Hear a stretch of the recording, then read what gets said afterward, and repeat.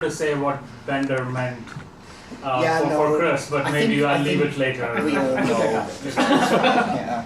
Again, I am 50. 51. Decorum and everything, yeah. Yeah. So anyway, so this is how you pronounce my name. So what's that? What's the one after the A on the phonetic? It's a long A, so it's not Jap, it's Jaap. So it's got like it's two triangles facing each other. This is IPA, the International Phonetic Alphabet, and the 2 bits means that it's a long vowel. And so what's the apostrophe or whatever it is? Stress. It's a glottal stop. That's the stress. So the first syllable is stressed. Then you got Bunder, so the E is the schwa, the silent E. Yeah, Bunder. so it's a stress on the syllable, not the B. Yeah, Okay. well, it's more or less, yeah. That would be very... Well, I don't know, I mean, you know. You Dutch people, you say the strangest things, yeah. So, okay, so yeah, this, that's how you pronounce it. Ja, Bunder, that's my name. So interactive theorem proven with Kok. I've heard all the jokes, so please don't get into that. So overview, we'll start with theory and then we'll go into practice. So basically, I've got a few slides talking about Kok in general, what is it, what are the concepts behind it, da-di-da. And then I've got a bunch of examples to show you what it's like. Oh yeah, so don't hesitate to interrupt me for any questions if I go too fast, if I'm going too slow, if the subject is robbing you of your will to live, don't hesitate to say that. So, Kok, so this is lifted directly from the website, so it's really good, is basically what they're saying. So, formal proof management system, language to write mathematical definitions, executable instruments and theorems together with a proof development environment. So typical applications includes lots of cool stuff, which we'll be talking about for a moment, and also teaching, which I've used this very quickly in Raja's module for a bit. So master, but yeah, there's all kinds of... Sorry, you're using this in Raja's using this in his module. I'm using this in Raja's module, yeah. So which module? So this last couple of years we've been teaching the MSc. You have MSc theory and computing theory. No, theory. it's called, we've been teaching on it. It's the advanced topic. The advanced topic. Yeah. So we do a bit of that. We do a bit of Kok. You're still in it. Will we have examples? You're still in it. Yeah, there will be. So afterwards, there will be a lot of examples. There will be. So this hopefully will be over very soon, and then we'll actually get to. No, we're not doing. Though I am using a beta version, so it might have crashed already. You never know. Someone else might. So that's Kok. So quick history. So it's about 30 years old now. Started in '94. First published, I think, in 1989. We're now at version 8.4. 8.5 is in beta, and it's starting to look really good. They've got a few interesting stuff. So it's won a few awards in either 2013 or 2014. Nobody seems to be able to agree on that. So I think they published the awards in 2014, so everybody thinks it's 2014, but it probably was the 2013 cohort. Anyway, so it's won ACM Program Language Software Award and the ACM Software System Award, so it's really cool stuff. So and it started by? There's a whole group. So this is INRIA, the French Institut National de Recherche Informatique et Automatisation, I think. Yeah.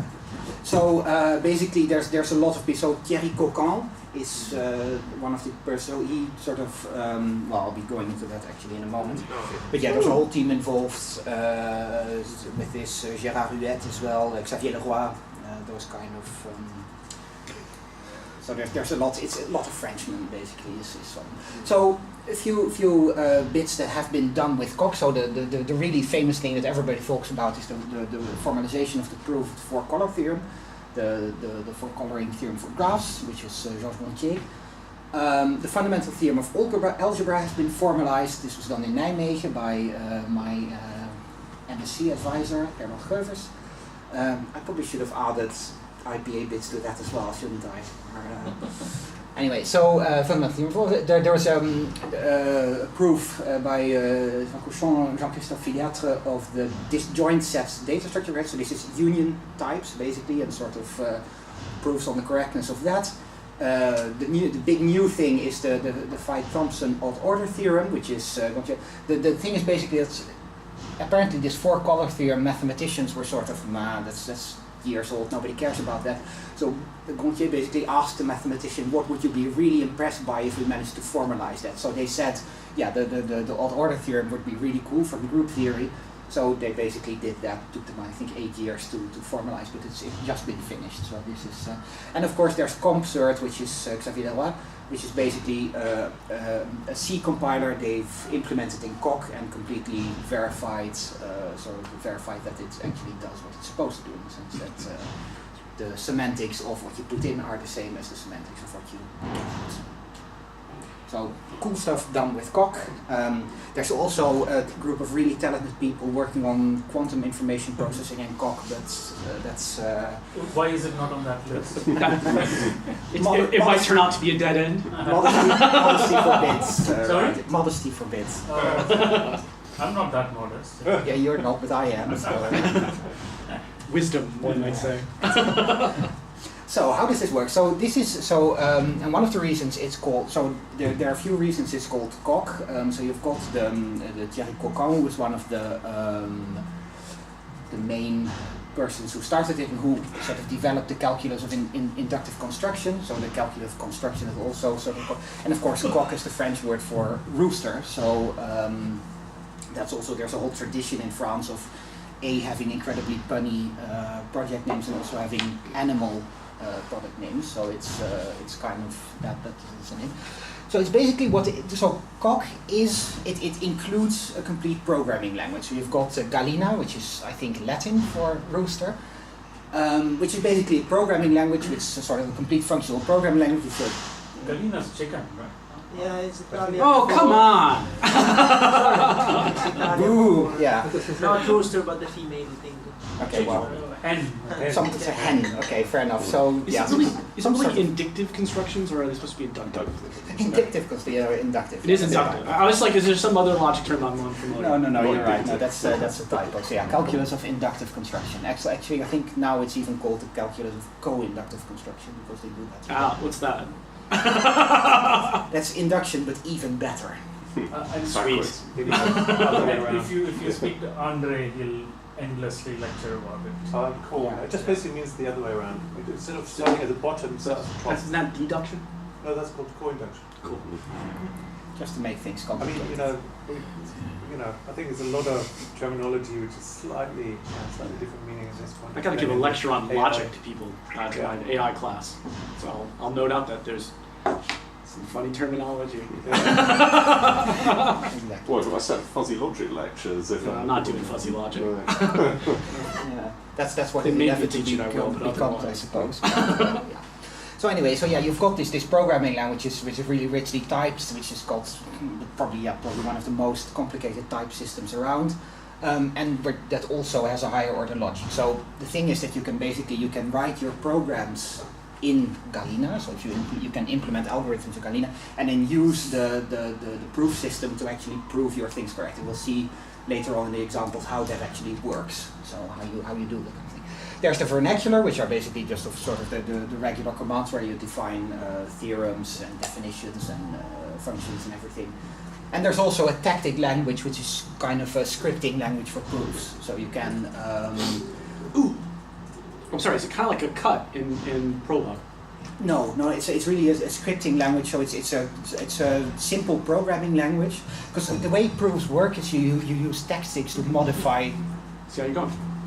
To modify your search. Yeah, exactly. And that's what you do with a cut in Prolog. Yeah, but it's not a But search. it's appreciably more sophisticated. Yeah, it's because the thing is you don't It's use. not search based. No, exactly. It's not search based. This is interactive theorem proving. Okay. So you use tactics to modify your goal and your hypothesis. And basically the tactic language is a scripting language above that. But again, I'll show you in a moment how that works with some examples and hopefully it'll become a bit clearer then. So yeah, this is interactive theorem proving. So there's no search based. You can sort of, if you want to do searching, you have to specify this manually basically. You have to tell Coq, okay. Do this, then try that. Then Yeah, try exactly. That, then try that. That's- Then try that. Yeah, that's exactly what it does. So the question, of course, when you're talking about theorem proving is also who do I need to trust for this? And I know I've had discussion with Nikos about this. So who do you need to trust? Well, obviously you need to trust the theory behind Coq, so the calculus of co-inductive constructions. you need to well, the COC kernel implementation, mostly you need to trust the COC type checker. I'll go into why this is the case in a minute. So I had a quick word count of the COC checker, the COC type checker, which is now 9.4K lines of OCaml. Sorry, that's type checker or kernel implementation? Well, it's in this case it's the kernel implementation. So the 94K lines is the kernel implementation. Yeah. Hardware. So basically that's the thing. So this is probably slightly overstated. I'm not sure. Quick estimation anyway. So the OCaml compiler, obviously, because COC is completely written in OCaml, you need to trust your hardware because theoretically stuff can go wrong if bits get flipped around. And you need to trust yourself because if you sort of start with an axiom false, then you can basically prove anything. So these are the things. So the main bit here is the COC kernel implementation. That's the type checker. That's the bit that really sort of is unique to COC. And so obviously this, well, we all know this comment. So actually this was something that was discovered very recently. This is quite an interesting bug in COC. So you could prove false, and by extension you could prove anything using variant type. So a variant type is a union type basically. What happened is that they used a bit mask, a bit value, to keep track of which part of the union you were using. So, and this bit value was 8 bits, so you could basically have only 255 variants. If you were trying to use more than 255 variants, stuff started going wrong and you could actually turn this into a proof of false. So this was definitely the latest big bug that they find. So it is something that kind of sometimes it does. It is a go bug and wrong. not an inconsistency in the higher order logic. No, it really was a bug in the implementation. It wasn't so. Yeah, they basically needed to either enlarge their bit mask or sort of not allow. But they presumably don't know whether the higher order logic is consistent. Modulo all the incompleteness Well, results. quite, yeah. Of course, yeah. No, I mean obviously that would be because how do you prove that the higher order logic is consistent? Yeah. Either by human, and that can have errors, or you do it in COC, and then you have a turtles all the way down problem. So it's always a bit of thing. And there's Is that thing the code that exhibited the bug in the kernel or not? That's the typing. That's the type checker. So Okay, so it is in the kernel. Is in there. Yeah. Okay.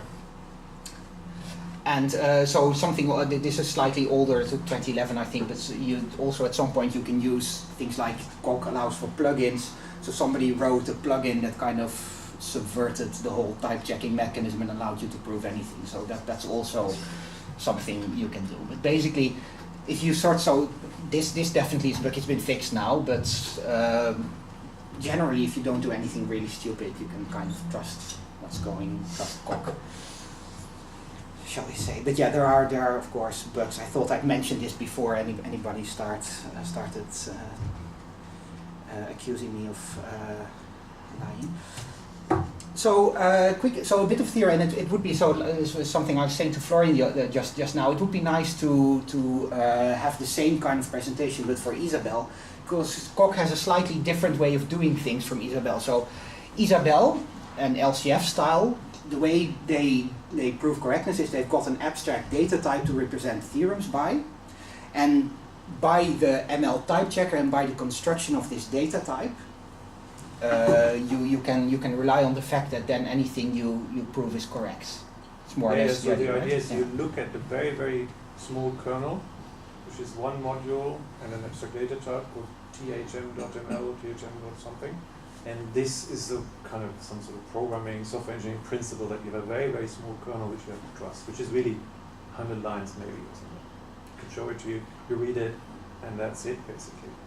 So the COC kernel is probably the COC type checker is slightly more, well, it's definitely I mean, more the whole complicated, Isabelle is much bigger, but every theorem Yeah, no, has to go exactly. to that bottleneck, right? Everything has to kind of be compiled down to to But that. yeah, so And the then- Isabel, the bit you need to absolutely trust is probably slightly smaller than in Coq, you'd imagine, because Oh, yeah, the sure. Coq type checker is definitely more than 100 lines.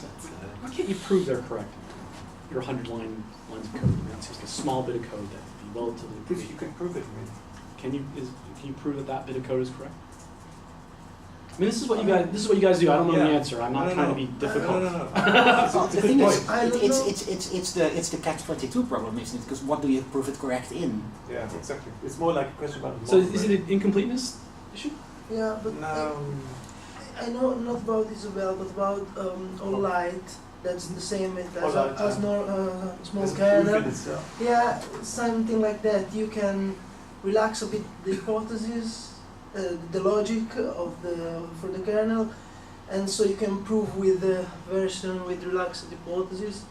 You can prove the correctness of the kernel of light, Yeah. and you can go the other step Yeah. with the normal kernel. Perfectly right. I mean, people have tried this. In Yeah. Coq, they've done it, definitely. Exactly. And probably in someone in Isabel. So what somebody has done is they've tried to implement the Coq kernel in Coq and try to prove it correct that way. But obviously that only makes you probably more sure, but it's not quite watertight because there might be a bug in Coq that, and so on and so forth. And So these- at some point there's a step between the meta level and the normal level, right? And that you can never completely remove That's exactly unless we yeah. become And to be absolutely Yeah. fair, I think these bugs, like they are usually, I mean, I think Isabel you could have a similar bug like the one they found in Coq. They're usually at a very high end when it comes to like very, very expressive, powerful typing mechanism, like polymorphic types over such and such and such. In the theory, in higher logic, everything is very simple. You have just a type of two, I mean, at least in classical, you have two elements, true and false, and you have one infinite type, and the rest must be constructed from that. And there is no inconsistency there. There is incompleteness, but there is no inconsistency in the theory. And this can be proved on paper. You could probably prove it in Isabel, you could prove it in Coq if you like. But it doesn't say anything about if someone comes up with these very wacky, very powerful ways of constructing types on top of that. Is it the infinite, the basic constructive, the logic? Sorry? So there's an infinite value. There's one Should you- infinite yeah. type. Sorry, the classic logic is one infinite type. So this gets around all the halting problem issues, and is that the idea? No, sorry, maybe Yeah. I'm confused. Maybe you Yeah, can take that offline. So I want to go too much in. Yeah, away but from- it is kind of, but that is the problem in general. When you want to prove these things, you always run into a catch-22 situation that if you want to prove a theorem prover in itself, yeah, like Nick was saying, you need to, at some point you need to trust something, because if you prove Coq in Coq, then you don't, then still your original Coq has to be correct, so you can prove that again in Coq and go all the way down and have a chain of 16 million Coqs. But, yeah. Could you? That's a slightly- Yeah, and maybe you could prove Coq and Isabel and Hall Light and Yeah, Hall I Light think and there Coq. people are trying to do that as well. That's Yeah, a cool it's, idea. Yeah. But completely pointless, right? Exactly. Isn't that what we do all the if you time? can get if you can get somebody to pay for it, that's surely it's not pointless. But, yeah. So anyway, that's the LCF style. So you have this abstract data type, which is a very small kernel, and you need to trust that for things that. So Coq has a different style. So Coq uses the proofs as programs approach, which is also known as the Curry-Howard isomorphism. So basically, what you do is a type, as in a programming language type, becomes equivalent to a proposition, and a program is the same thing as a proof. So then proving a certain proposition becomes an equivalent exercise to writing a program that inhabits a certain type. So, for example, if you want to prove A implies B, that would be the same thing as writing a function that takes type A and results in type B. So you have a type A to B, and a program that inhabits that would be a function from A to B. So that's roughly, and again we'll see in a bit how this works, but that's roughly the idea. So proofs and propositions, programs and types. It's the same kind of exercise. And the way what you then get is that basically controlling a proof becomes type checking, because a proof is just you have a program and you have a certain type. So controlling that certain proof proves a certain proposition is just type checking, checking that the program validates a type. The program has a certain type, and type checking usually is decidable. That's doable. Type inference, however, which is the opposite way. So checking whether a program has a certain type. That's not so. Given a certain program, you need to find the specific type. Type inference is not decidable, and that would be basically proving. So what you're doing in Coq, in a certain sense, you're helping the program do type inference. You're gradually building an inhabitant of a certain type. So you're building a proof of a certain proposition. Smallest type? Like any other type? Nobody cares. So actually, no, the thing is the type you have, because the type is the proposition. What you're building is you're building an inhabitant of that certain type. It's there are no a witness that the type is exactly there. a witness. Yeah. So whether that's the smallest witness, I don't think anybody really cares about that. That's just as long as there's one. I know this is not a very intuitionistic thing to say, but yeah. Because I thought that this you want to understand what's the output, what's type of the output of a program. No, it's not that. So what you're saying. So I have my proposition, which this is that type, and proving that proposition will be the same thing as constructing a program that that In terms inhabits of that programs, type it of would be that like type, you yeah. write down a specification and you want a program to come out like this. And this doesn't work. No, In programs, we know that it doesn't work against things, of course. so does that? Yeah. And not to be confused with the hurry-covered isomorphism. That was a good one. It's an old joke. Is it not? Sorry, no. So is this a strict isomorphism, or is it it's an observation? It's not obviously something that you can vary. It's just a Yeah. way of thinking, Yeah. basically. Yeah. Yeah, it's, some random bits of pieces that I sort of didn't really know where to throw in. So Coq is a very powerful module system. So the programming language is really nice. You can do really interesting things with that. So this is basically because it's based on ML, so it's got all that kind of stuff. And you can do code extraction as well. So once you've programmed your algorithm in Coq and you verified it, you can actually extract your Coq code to, for example, to OCaml and to Haskell. Again, the question is then, of course, is the code I've extracted equivalent to what I've originally written? And there has been work on verifying that this actually worked, but I'm not entirely sure how complete that is. So but yeah, code extraction is something that you can do, but obviously. Yeah, but I Correct, think there it's is a- much. I always say it's better in Coq because Coq is a constructive Exactly, yeah.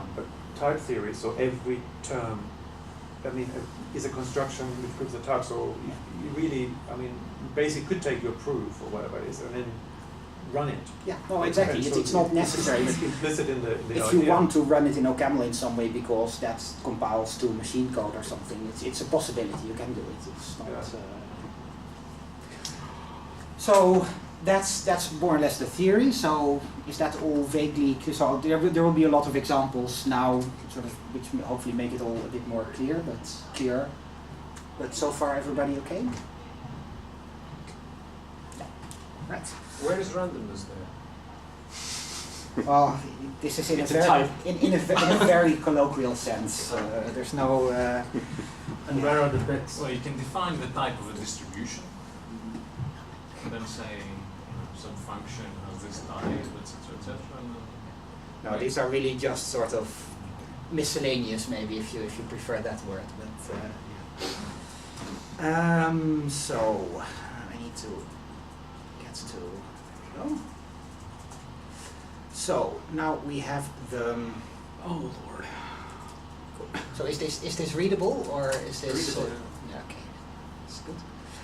So let's start doing something very trivial. So this is the whole Coq ID. So the way this works is basically you've got a window here for your code, proofs, and the proof in progress is going to show up here, and you've got a window for messages here. Is there Emacs mode? Yes, well there is an Emacs extension for Coq which is called Proof General, and I'm probably the only person in the world not using that because I grew up with VI, so I have I can't use Emacs to save anybody's account number basically. So yeah. mea maxima culpa. So, No, but this tool is actually really good. ToCAI, I think it's quite easy to use, isn't it? No? I think so, but then again, yeah, you know, the people using COC, certainly in France, it's definitely mostly Emacs. So it's literally, I'm literally one of the only persons using it. So you have two variables. Yeah. So exactly. So what we're doing here, basically, I'm just defining two variables. So prop is the type for propositions. So something that's propositions as in the logical sense. So I've got prop is all the any. It's a Boolean. No, it's not. It's not. This is constructive. So it's not Boolean. It's a proposition in the sense that something that can be proven or not. So the term of anything that becomes a lemma is prop. But two values is Boolean. So it's a function into Boolean or something, right? What is prop again? It's just a type. It's a type. No, I know, but it's not primitive, right? Yeah, it is a primitive. It is primitive. Prop is a primitive Okay. type. So yeah. So prop is a primitive type that contains all propositions, and this being constructive, it's not necessarily true or false. It's just it contains. So for example, the type of this lemma here, A implies A, that is also something of type prop, and it's just a basic type. So it's really a primitive of the language. So lemma is how do you say it? It's a language. Exactly. So the variable and lemma, those are commands of the vernacular, which basically deal with administration. And then you've got and then here you've got, and this is actually Galena. So this is the language of proofs and programs. You need a period there in the end. The syntax has here? periods. Yes. So that's exactly. So lemma, name incredibly trivial. The lemma is A implies A. And that's, so sorry, not the name. The lemma is actually FA. So name, and here you have something of type prop, and the dot is just a syntactical marker saying thing. So if I do this, I can basically. So I've just defined two propositions called A and B, so that you don't know anything about further on. And now I can define my lemma saying A implies A. So now you'll see that I've ended up with a goal. So now the thing I need to prove is A implies A, because this is something that COC can't do automatically. In any case, it won't try to do that. But so yeah, my goal now. So everything below the line is what I want to prove. I've got one goal. So I start my proof. So proof again is a command of the vernacular, and here. So the way I prove this is by using tactics. And the tactics basically manipulate this goal here. So my first manipulation is going to be, basically I'm going to take this implication and just introduce the premise above the line. Because above the line, those are my hypotheses, things I know. So I introduce that A. Now I have a hypothesis named HA, which is A. And my goal is now A again. So from A implies A, I go to, if I have a hypothesis A, I can prove A. And then obviously, now I have a hypothesis with is exactly my goal, so now I can use the tactic exact to prove what is going on. And then QED is again a command of the vernacular, which runs again the type checker on the proof to make sure that everything is all right. And now you can actually see, if I do a print incredibly,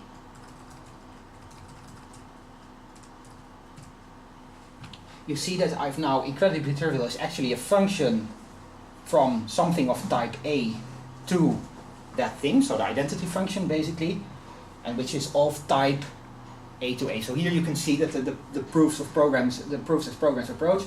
So I have an inhabitant, a witness of this type here, and this is basically how the whole thing works. And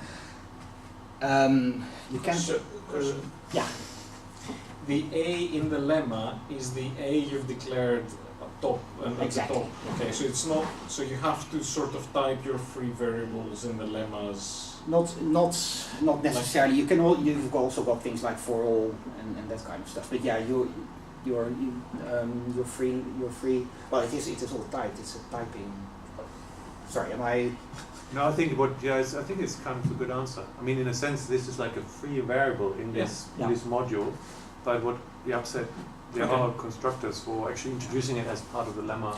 So in a certain sense, I'm just you can this variable AB prop. You can see this as sort of a giant for all over all of the lemmas in the developments. You also have sections, so you can sort of limit the scope of this stuff. Okay. Yeah. And so then you say it's a function from A to HA, and Yeah. HA is So it's a function of HA, which has type A, to HA. So this is literally the identity function. from HA to HA. Yeah. From A to A. So this is the type or the proposition, and here you've got the witness of the type. And basically what I've been doing during the construction of the lemma, because you can see that as well. So if I try to, I think I can do this actually during this, so I can print incredibly during the proof. Oh no, I can't.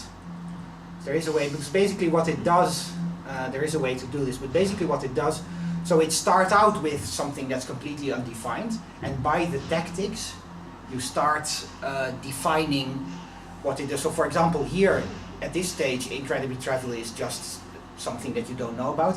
By saying intros, you're basically saying, okay, it is going to be a function. Because you're saying, I have an implication from one thing to another. So you turn the premise of the implication goes up. So basically now Coq knows that the type I'm constructing is function underscore to underscore. So it doesn't know yet what I'm putting in, but it knows already that it is a function. But it must be a function, it must be defined on the whole HA and has exactly one for each. Yeah, so because it could be correspondence. No, it's exactly. It's just a function. So it takes, because it takes a proof of A and it turns that into a proof of A, which is basically that function. Yeah. When you printed out the lemma, Yeah. if you can do it again, it says the type is A to A. If it's Yeah. a function from A to A, is that the same as prop to prop, or No. So no? A Okay. is a value of prop. So a Of value. prop. So a value of prop to prop would turn any proposition into Right, another right, right. proposition, which is This yeah. is one thing which I always get confused about Me myself. too. This makes like impredicative type hierarchies and predicative type hierarchies Yeah. are existent in Coq and are very hard to understand. So in a certain sense, prop to prop would be the type of a theorem prover. Is this correct? Yeah, this is probably not in time, but because anything that takes a proposition and turns it into another proposition, yeah, not quite the type of a theorem prover, but it's maybe the type of a tactic in a certain sense. That is true. Is there a question about logical priority here? I mean, in the sense that you've already got functions Yeah.